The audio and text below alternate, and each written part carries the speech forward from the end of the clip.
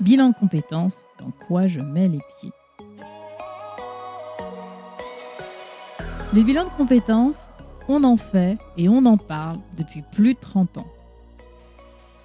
Chaque année, ce sont des dizaines de milliers de travailleurs français qui se lancent dans cette aventure.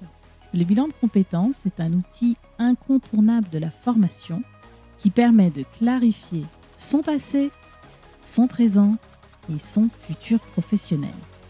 Bienvenue dans le rendez-vous avec votre carrière. Je suis Jennifer Montantin, RH et coach carrière au sein du cabinet Blossom Talent.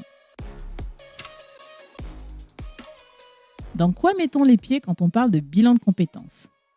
C'est la question que toute personne qui veut se lancer dans l'aventure bilan de compétences devrait se poser. Voici 3 incontournables à connaître.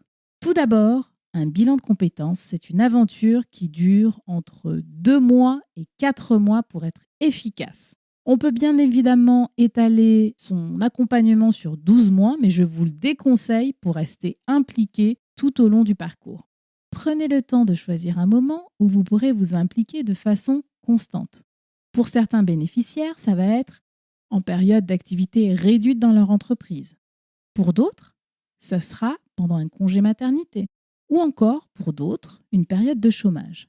Bref, vous comprenez l'idée. Choisissez bien votre moment.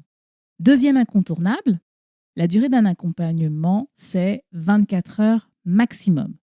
Mais, il faut bien intégrer qu'en dehors du temps passé avec votre conseiller, il y a une part de travail personnel important. J'ai coutume de dire qu'il faut prévoir au minimum 2 fois le nombre d'heures de votre accompagnement en travail personnel. Exemple, si vous optez pour un bilan de compétences de 15 heures, dans ce cas, il faut prévoir 30 heures de travail personnel. Troisième incontournable. Entrer en bilan de compétences, c'est aussi accepter 2 aspects fondamentaux de la démarche. Un bilan de compétences, c'est lever le voile sur une partie de sa vie personnelle, sa vie pro et sa vie sociale. Ces 3 éléments sont liés. Et là, on est à 100% dans une approche globale et plus précisément dans une approche systémique. Deuxième aspect, faire un bilan de compétences, c'est quelque part accepter de passer par les différentes phases du changement qui peuvent déstabiliser certains bénéficiaires. Le changement fait peur, mais pourtant il est bénéfique quand on prend le risque de le vivre comme une étape de transformation. Voilà les 3 incontournables du bilan de compétences.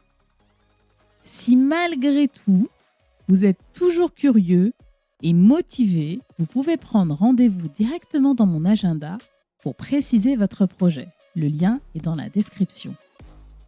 Croyez-moi, chers auditeurs, vous pouvez faire bouger votre carrière dès maintenant. Je vous dis à très vite.